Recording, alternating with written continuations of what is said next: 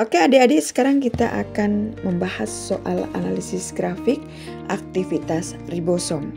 Nah, perhatikan gambar berikut.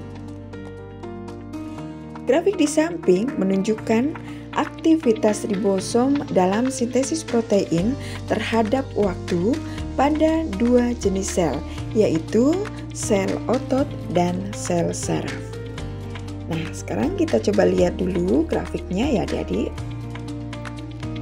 Nah, berdasarkan grafik ini, kita lihat sumbu X itu menunjukkan waktu dalam jam. Sedangkan sumbu Y itu menunjukkan aktivitas ribosom, di mana semakin tinggi artinya semakin banyak sintesis protein. Nah, sekarang kita lihat bagaimana aktivitas ribosom di dalam sel saraf dan sel otot. Kita lihat dulu di dalam sel otot. Kita lihat ya gambarnya. Nah, aktivitasnya itu meningkat tajam di awal, yaitu pada waktu 0 sampai 3 jam pertama. Lalu stabil tinggi. Nah, ini menunjukkan sintesis protein tinggi secara konsisten. Nah, sedangkan pada sel saraf kita lihat itu yang warnanya orange ya. Nah, aktivitasnya lebih stabil ya pada level yang lebih rendah sepanjang waktu.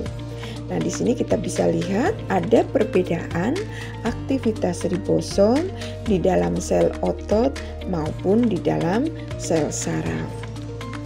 Nah, pertanyaannya, apa kesimpulan yang paling tepat berdasarkan grafik tersebut? A. Sel otot mensintesis protein lebih lambat. B. Sel saraf mengalami kerusakan ribosom. C. Sel otot memiliki kebutuhan sintesis protein lebih tinggi. D. Ribosom tidak aktif dalam sel saraf. E. Sel otot hanya aktif saat istirahat. Nah, mana jawaban yang paling tepat? Nah, sekarang kita coba analisis dulu adik-adik. Kita tahu bahwa ribosom itu adalah organel yang berfungsi untuk sintesis protein.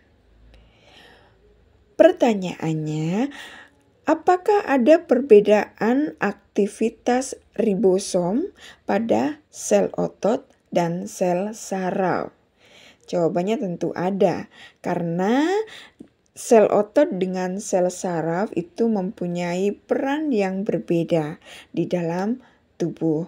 Sel otot, terutama sel otot rangka ya, itu membutuhkan banyak protein kontraktil seperti aktin dan miosin. Oleh karena itu, pasti aktivitas ribosom tinggi dan terus-menerus. Nah, bagaimana dengan sel saraf? Kita tahu bahwa sel saraf itu kan lebih fokus pada transmisi impuls dan fungsi metabolik yang tidak membutuhkan banyak protein struktural secara terus-menerus. Ya, tentu saja ini akan mempengaruhi aktivitas ribosomnya. Ya, jadi aktivitas ribosom pada sel saraf itu lebih rendah dan stabil.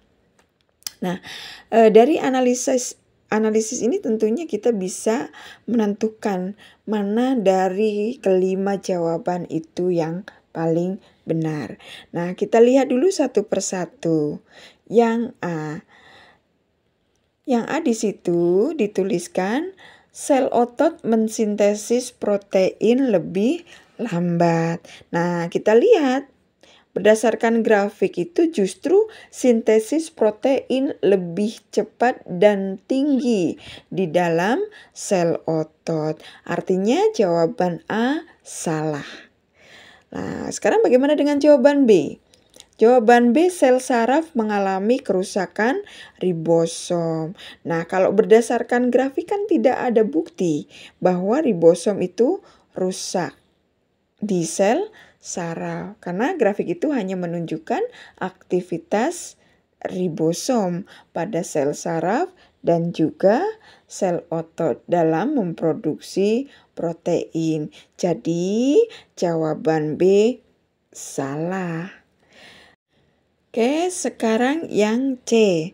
Sel otot memiliki kebutuhan sintesis protein lebih tinggi. Nah, ini jawaban yang paling pas ya adik-adik ya. Karena benar sekali bahwa sel otot memiliki kebutuhan sintesis protein lebih tinggi sehingga otomatis ribosomnya akan selalu beraktivitas lebih dalam memproduksi protein. Berikutnya yang D.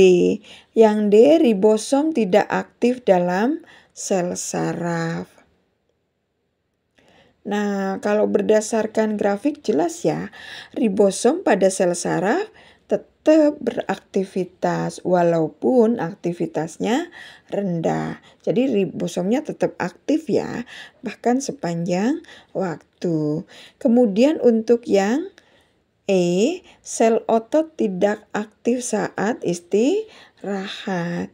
Jadi jawaban ini menjadi salah ya karena sel otot itu aktif saat berkontraksi, tidak hanya saat istirahat.